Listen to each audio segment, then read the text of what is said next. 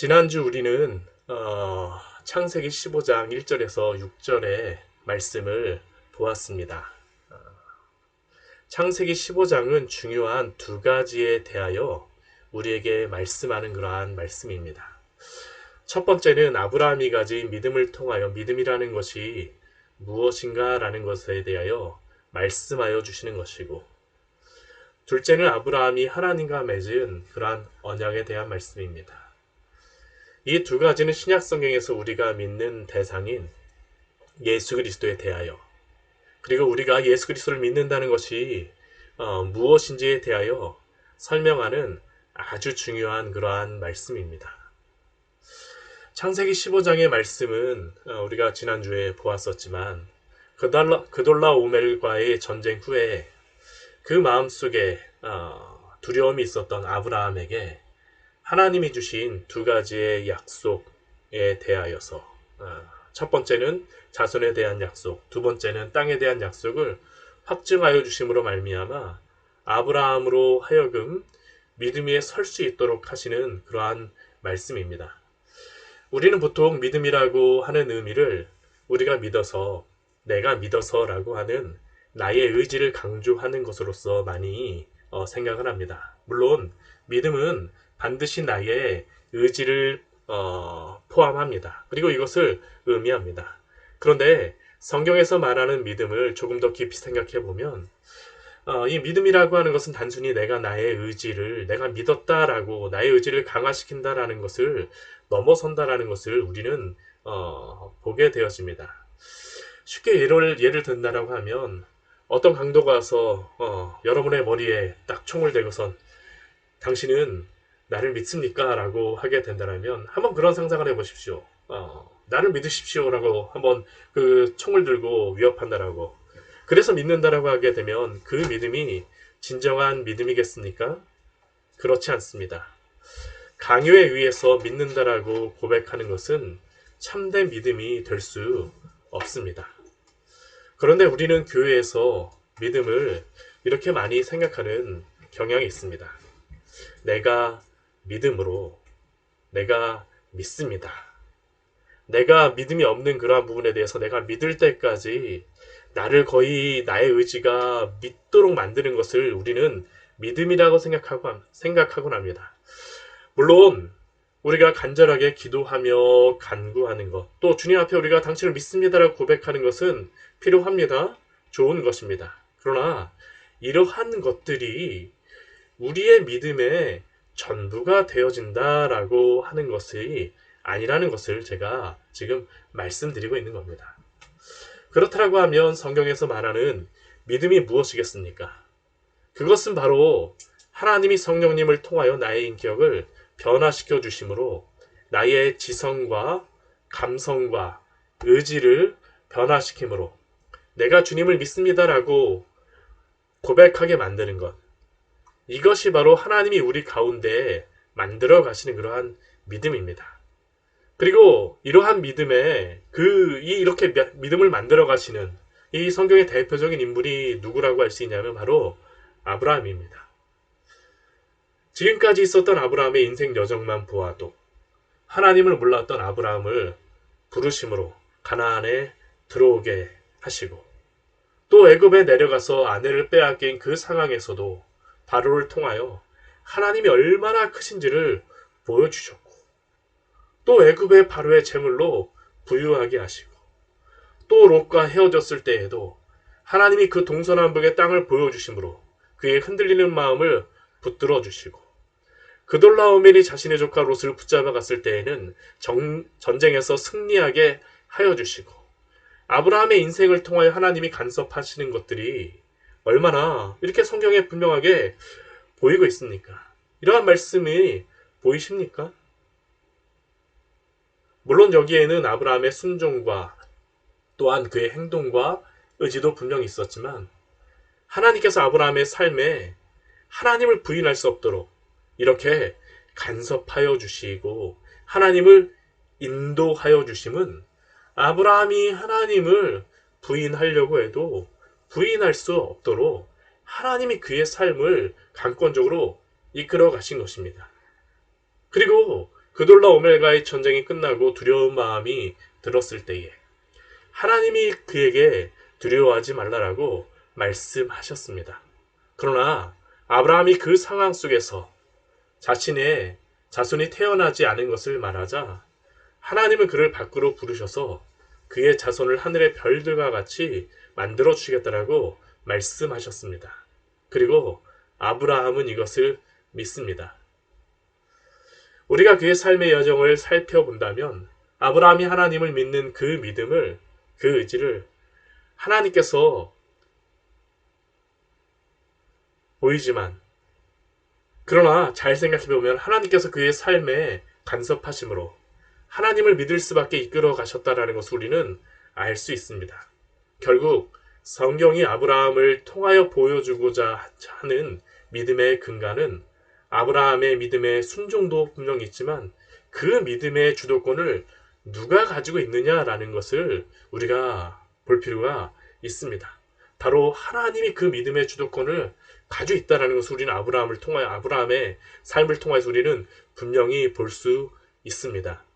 그래서 로마서 4장의 말씀을 보게 되면 이렇게 아브라함의 믿음에 대하여서 이렇게 말씀합니다. 우리 로마서 4장 1절에서부터 5절까지의 말씀 같이 한번 찾아서 한번 보도록 할까요? 로마서 4장 1절부터 5절까지의 말씀입니다.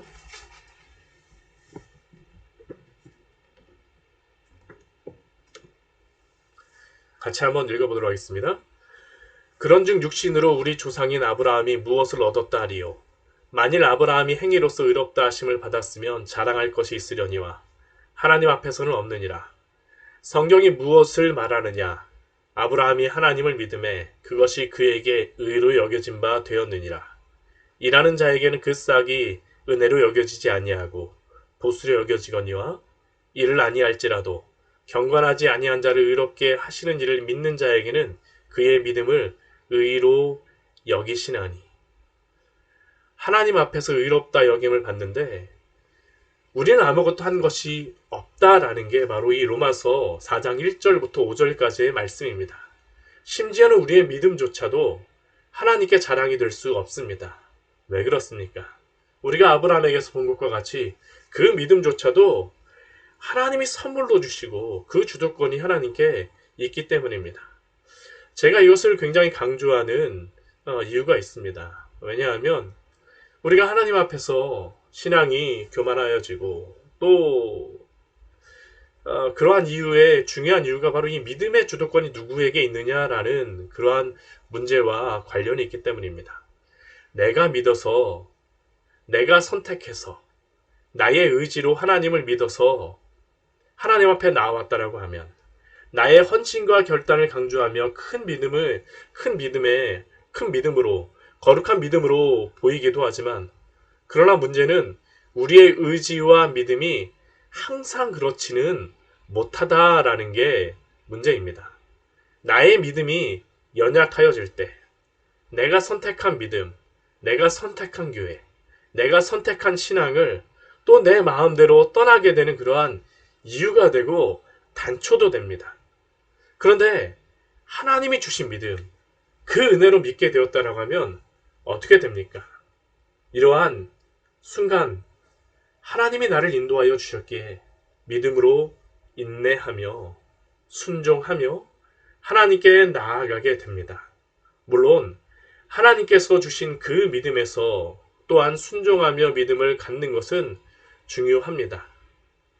그리고 창세기 15장에서 중요한 한 가지의 사실이 있는데 이 믿음의 근거가 되는 분이 바로 예수 그리스도임을 창세기 15장은 우리에게 분명히 보여준다라는 사실입니다. 지난주에도 제가 잠깐 말씀드렸지만 이 이신칭의 믿음이 바로 이 창세기 15장의 말씀에 근거하고 있습니다. 방금 전에 읽었던 로마서 4장의 말씀에서 아브라함을 인용할 때 바로 앞에 3장에서 오직 예수 그리스도를 믿음으로 말미암아 의롭게 된다라고 하는 이신칭의 교리에 대한 예로서 바로 아브라함을 소개합니다.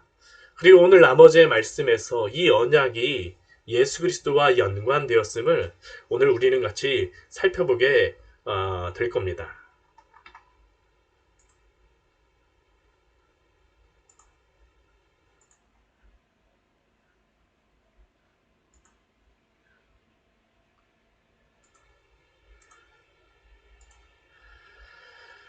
먼저 앞에서 하나님께서는 아브라함에게 자식에 대한 약속을 말씀하여 주셨는데 7절 이후에 오늘 말씀에서는 아브라함에게 주셨던 또 다른 약속인 땅에 대한 말씀을 주십니다.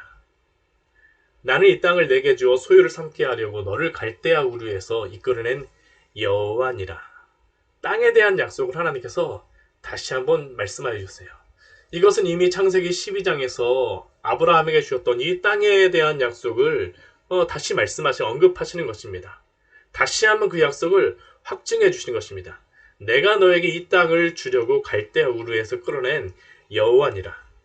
여호와 하나님께서 주시겠다라고 약속하여 주셨습니다. 내가 너를 이 땅을 주어서 소유로 삼게 하겠다. 얼마나 놀라운 말씀입니까? 우리 같으면 이러한 약속을 받게 되면 굉장히 기쁘지 않겠습니까? 그런데 오늘 아브라함은 어떻게 대답할까요? 오늘 8절 말씀을 보면 아브라함이 하나님께 이렇게 대답을 합니다. 주 여호와여, 내가 이 땅을 소유로 받을 것을 무엇으로 알리이까? 주 여호와여, 내가 당신이 주 여호와인 것을 압니다. 내가 당신을 주님으로 믿습니다. 그런데 내가 이 땅을 소유로 받을 것을 무엇으로 알겠습니까? 라는 것이 바로 아브라함의 질문입니다.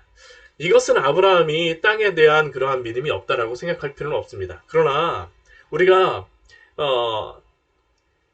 이미 지난주에도 봤던 것 같이 아브라함이 하나님께 받았던 이 약속은 거의 10여 년의 시간이 흐른 상황입니다. 그렇기에 지금 아브라함은 조금 더 확실한 답변을 하나님으로부터 받기를 원하였던 것이죠. 우리가 앞에 우리 그 창세기 우리 15장 우리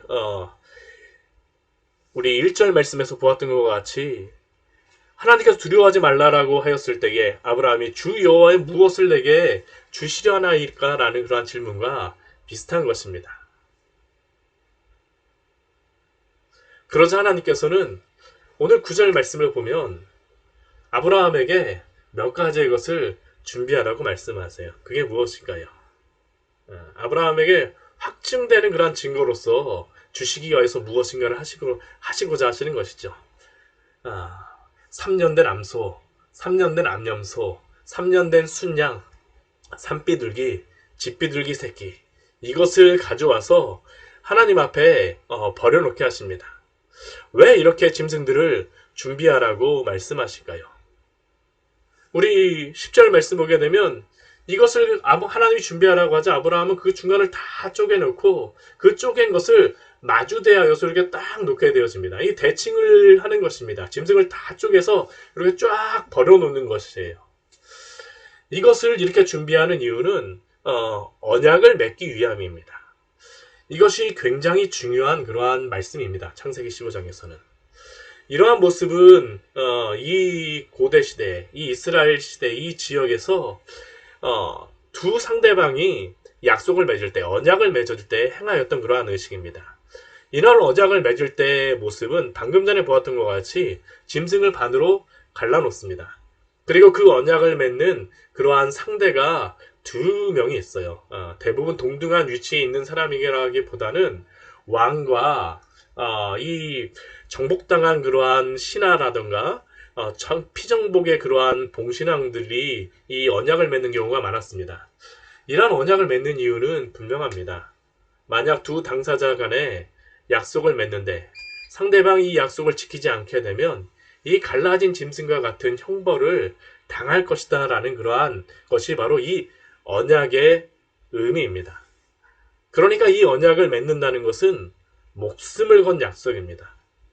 그리고 실제로 성경에 보게 되면 이러한 언약을 맺는 것도 예로 다 나와 있습니다. 이 언약이 무엇인가를 우리에게 말씀하여 주는 그런 말씀도 있어요. 이 예레미야 34장 말씀에 나와 있는데요. 우리 예레미야 34장 말씀 보게 되면 참 이스라엘 백성에게는 부끄러운 그러한 말씀이기도 하지만 예레미야 우리 34장 말씀 보면 이것이 나타나고 있어요. 우리 말씀 같이 한번 찾아보도록 할까요? 예레미야 34장의 말씀입니다.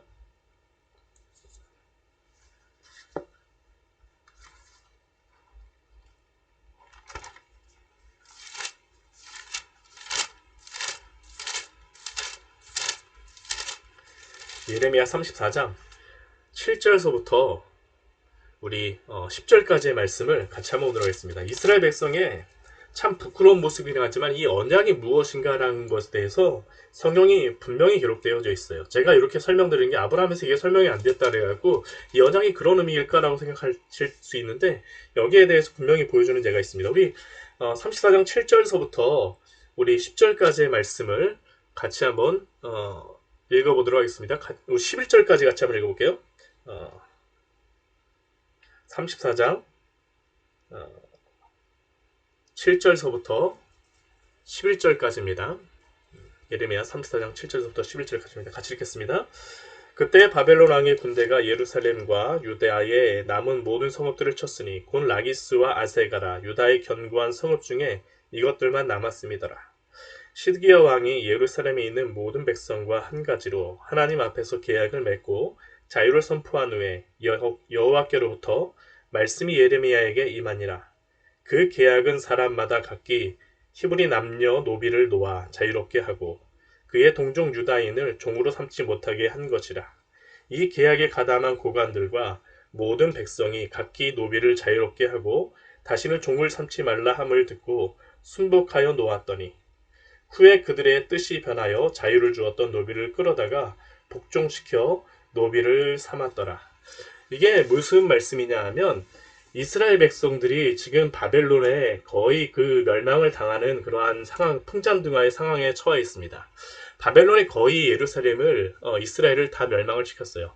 그러자 이스라엘 백성들이 어떻게 하냐 하면 이 사람들이 부족하니까 예루살렘을 지키기 위하여서 이스라엘을 지키기 위하여서 종들을 놓아주게 됩니다. 이 종들을 군인으로 사용하기 위하여서 종들은 군대에 가서 싸우질 않았거든요. 그러니까 바벨론과의 전쟁을 앞두고 전쟁을 하기 위하여 사람이 부족하여 노예를 다 놓아서 군인을 삼은 것입니다.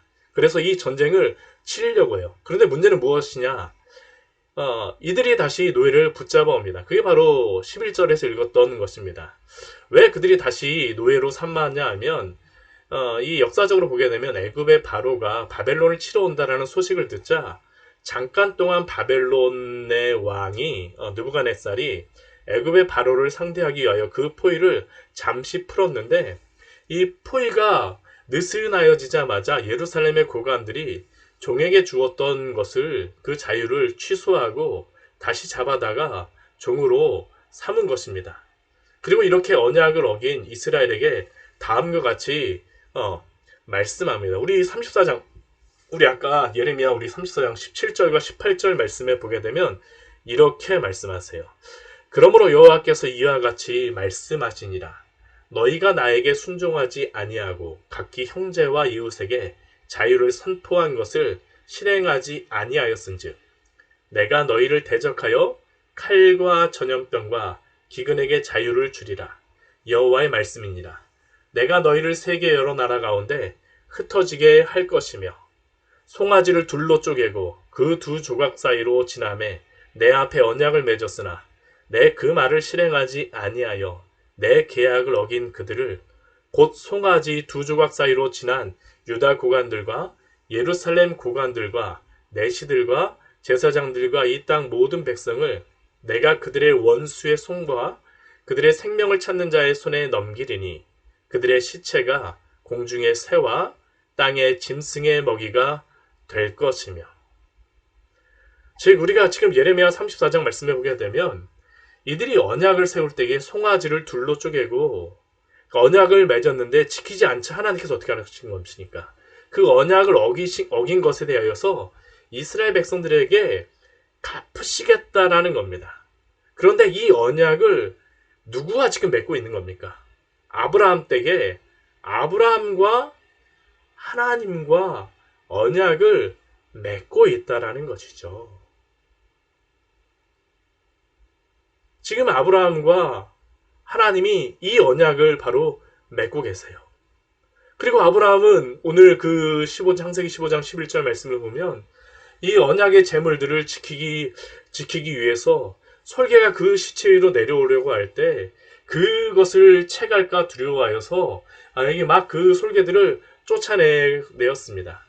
근데 오늘 12절 말씀을 보게 되면 이렇게 언약을 맺으려고 막 할 때에 어떤 일이 벌어지냐면 해가 질 때에 아브라함의 깊은 잠이 임하였다라고 말하고 있습니다.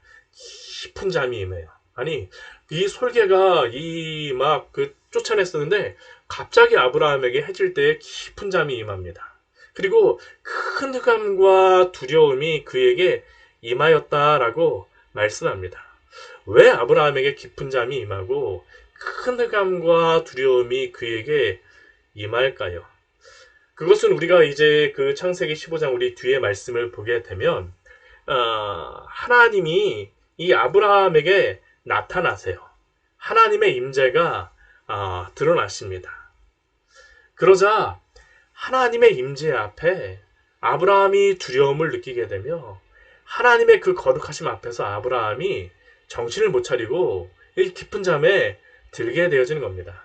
이것은 이사야 선지자 때에도 그렇고 또 에스겔 선지자의 그러한 모습에서도 나타나는 그러한 공통적인 현상입니다. 왜냐하면 하나님의 거룩하신 임재 앞에서 죄인된 인간은 비록 그가 아브라함이라 할지라도 두려움을 가질 수밖에 없다라는 것이죠. 저는 이게 오늘 온라인에서 우리가 예배를 드리고 있지만 우리의 모습에 너무나도 중요하다고 생각이 되어집니다. 사랑하는 성도 여러분, 지금 여러분들이 예배드리고 있는 이 상황 가운데에서 하나님 앞에서 여러분들은 예배하고 있습니까? 하나님을 예배하는 가운데에 하나님의 그 임재 앞에 두려운 마음을 가지고 그 앞에 서 계십니까? 우리가 하나님 앞에 이 예배를 드린다라고 하는 것은 하나님과 언약을 맺는 시간입니다. 제가 성찬 때에 언약을 맺는다라고 하지만 이 예배도 우리가 항상 이 예배의 의미가 무엇이냐면 하나님과 언약을 맺는다라는 게 이 예배 안에는 있습니다. 하나님의 임재가 이곳에 있습니다. 그러면 여러분들은 이 예배 가운데에서 하나님의 그 임재 가운데에 그 거룩하심 가운데에 눌리고 있습니까? 하나님의 임재가 임한다라는 것은 하나님의 영광이 임한다라는 것입니다. 영광이라고 하는 것은 제가 전에도 한번 말씀드렸지만 카보드라는 그러한 단어입니다. 무겁다라는 그러한 것이죠. 하나님을 예배하는 가운데에 여러분들 그 무거움 가운데에 눌리고 있습니까? 죄인된 인간은 하나님의 거룩하심 가운데에 눌릴 수밖에 없어요. 두려움을 가질 수밖에 없습니다.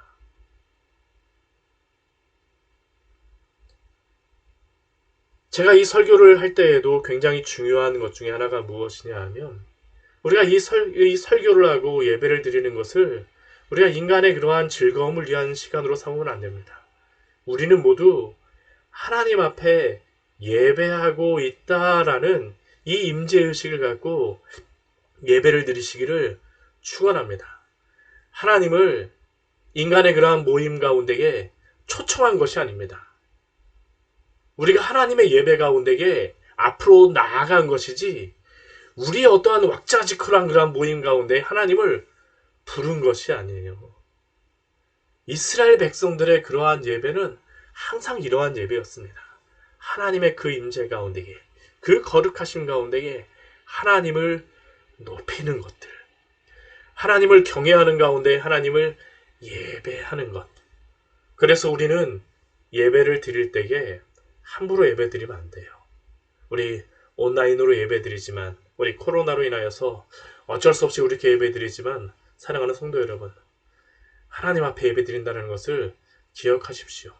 우리가 온라인으로 예배 드릴 때에도 아무렇게나 그렇게 예배 드리면 안 돼요. 저도 지금 이렇게 다 양복을 입고 이렇게 여러분 앞에 서게 되어지는데 여러분들에게 잘 보이기 위함도 물론 있습니다. 그러나 더 중요한 것은 무엇일까요? 하나님 앞에 예배드리기 때문이죠. 하나님 앞에 예배드리기 때문에 우리의 마음뿐만 아니라 우리의 겉의 그러한 경건의 모양뿐만 아니라 우리의 마음의 중심으로까지 하나님을 예배하십시오. 하나님은 그렇게 예배받기를 원하십니다. 오늘 아브라함에게 하나님이 나타나실 때에 바로 이러한 일들이 있었던 것입니다. 하나님 앞에 서게 되어져요, 아브라함이.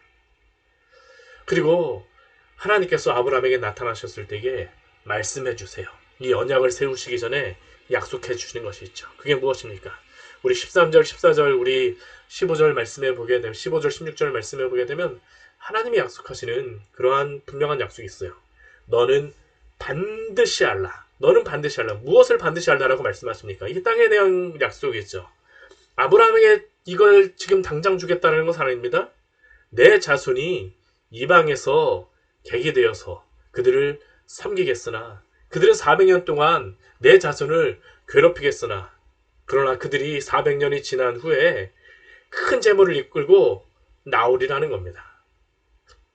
그리고 16절 말씀 보게 되면 내 자손이 4대 만에 이 땅으로 돌아오리라고 말씀하세요. 그리고 그때야 비로소 이 땅을 그들이 얻게 된다는 것을 하나님께서 아브라함에게 약속하여 주시는 것입니다. 비록 아브라함은 15절 말씀과 같이 이 땅에서 장수하다가 조상에게 돌아가고 이 땅을 얻지 못할 것이지만 그러나 400년이 지난 후에 4대 만에 이스라엘 백성은 이 땅으로 돌아오리라는 것이죠. 그리고 이 말씀대로 성취되는 말씀이 바로 출애굽기의 말씀입니다. 그들이 이 땅에 왔을 때에 많은 족속이 있을 것입니다. 많은 족속이 있을 것이 우리 19절에서 21절까지의 말씀에 보게 되면 여러 족속들이 나오고 있죠. 겐 족속, 그니스 족속, 감목 족속 해서 여부스 족속의 땅까지 이 땅을 어디에까지 주시겠다고 말씀하십니까? 애굽강에서부터 그 큰 강 유브라데까지 하나님께서 아브라함의 그러한 자손들에게 주시겠다라고 약속하여 주십니다. 이것이 바로 하나님이 아브라함에게 주신 땅에 대한 약속입니다. 그런데 여기서 중요한 것이 있습니다.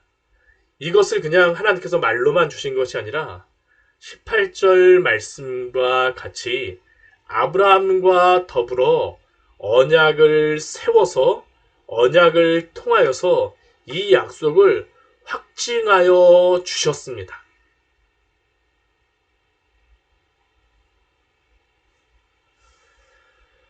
그런데 이렇게 언약을 세우는 방식을 아까도 말씀드렸지만 여기서 중요한 한 가지의 사실이 있습니다. 그것은 해가 져서 어두울 때에 연기나는 화로가 보이고 타는 횃불이 쪼갠 고기 사이로 지나갑니다. 이것이 무슨 의미일까요? 아까도 말씀드렸지만 보통 언약을 맺는다고 하게 되면 왕과 신하 사이에 많이 맺으며 대부분 언약을 맺으면 쪼갠 고기 사이로 왕과 신하 중 누가 지나가냐 하면 신하가 지나가게 됩니다. 왕은 지나가지 않습니다. 왜냐하면 언약을 맺는 이유는 그 언약을 지키지 않게 되면 그 재물과 같이 쪼개지리라는 그런 것이기 때문에 왕이 신하에게 너가 만약 반역을 하거나 반란을 일으키면 이와 같이 되리라라고 하는 게 바로 언약을 맺는 것이죠. 그런데 오늘 말씀에 가장 중요한 것이 무엇일까요? 하나님과 아브라함이 언약을 세울 때 아브라함은 이 쪼개진 고기 사이로 지나가지 않습니다. 대신 무엇이 지나갈까요? 여호와 하나님의 임재를 나타내는 그 횃불만이 지나갑니다. 오늘 17절 말씀 보십시오. 해가 져서 어두울 때에 연기나는 화로가 보이며 타는 횃불이 쪼갠 고기 사이로 지나더라.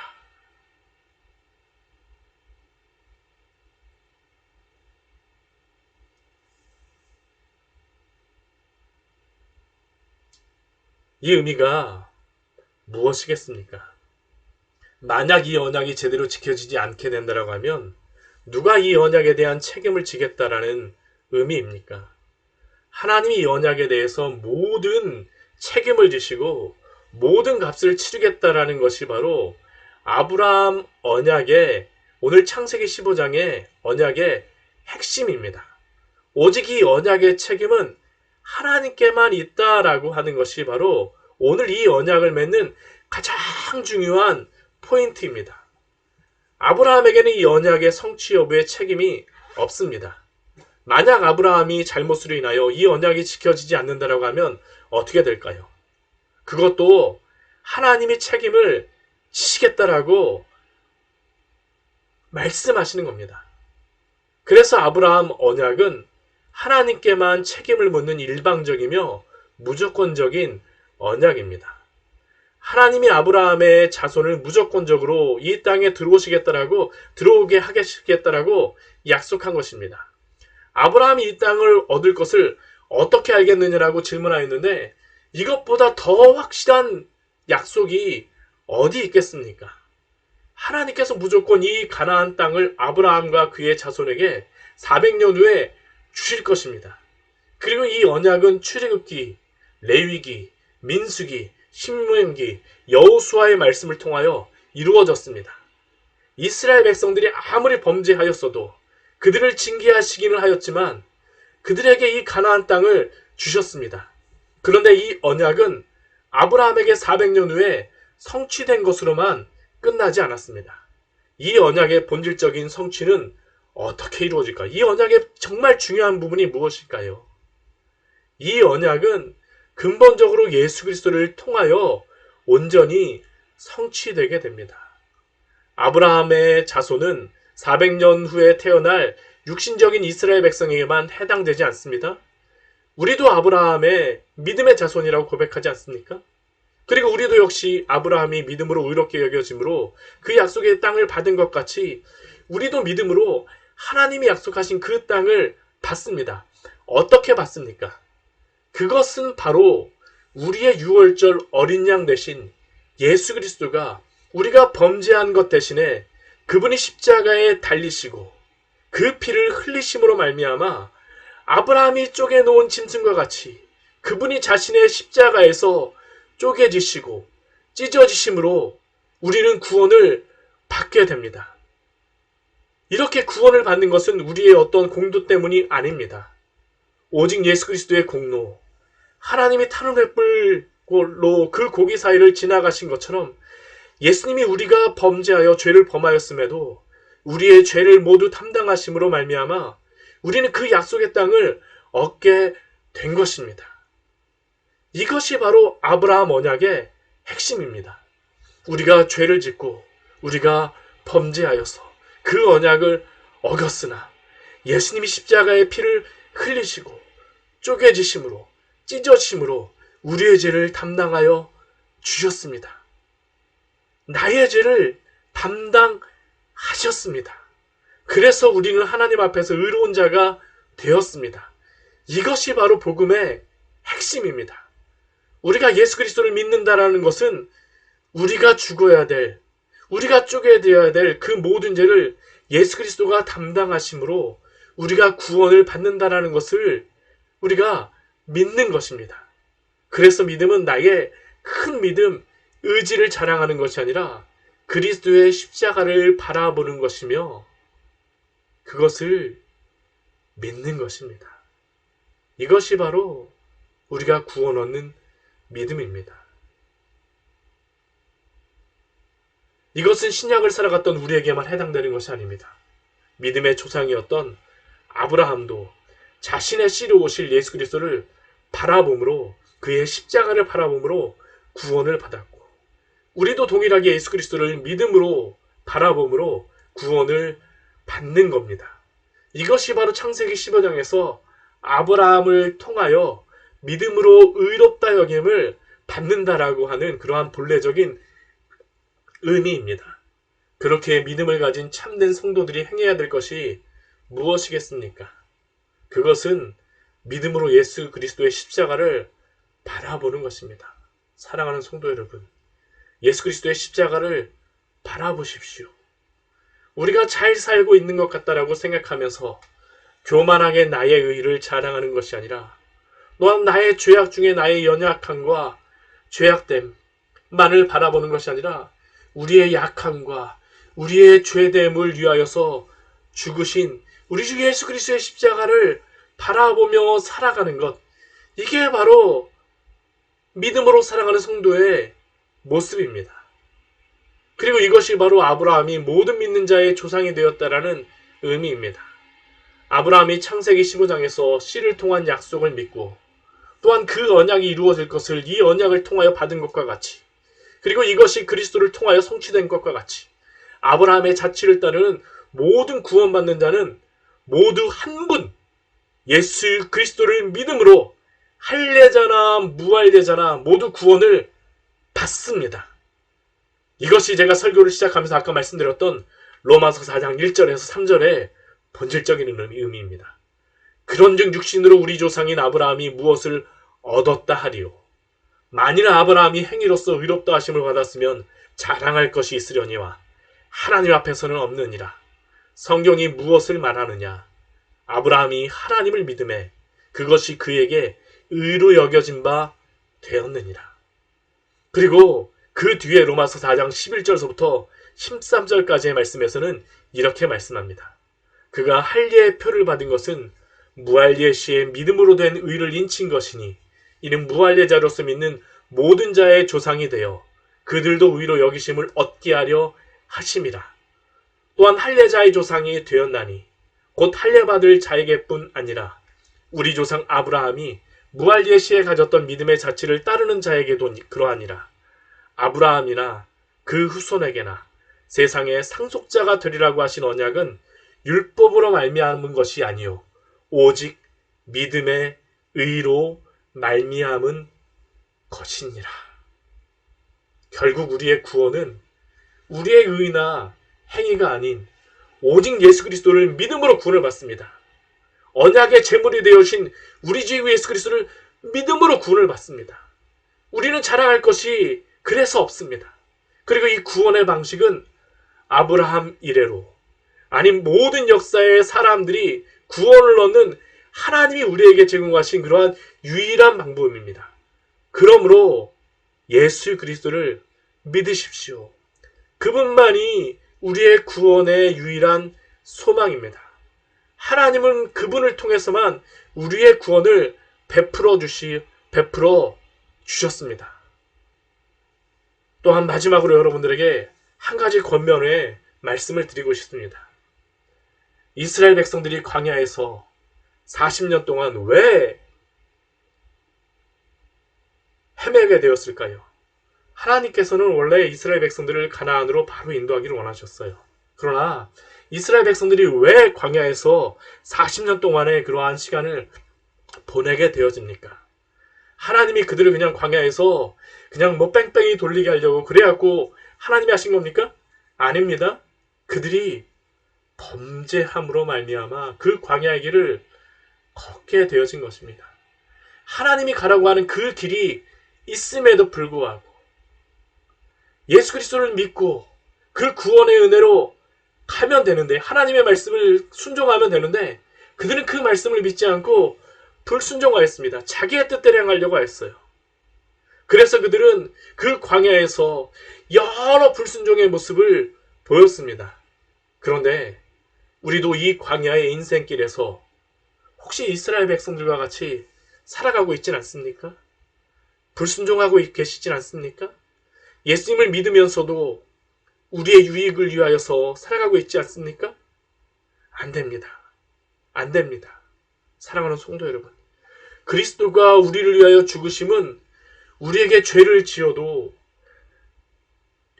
아무렇게나 살아도 아무렇게나 살라고 우리의 죄를 위하여 죽으신 것이 아니라 이제는 죄에 속하여 사는 자들이 아니라 하나님의 영광을 위하여 사는 자들로 우리를 삼으시기 위함입니다.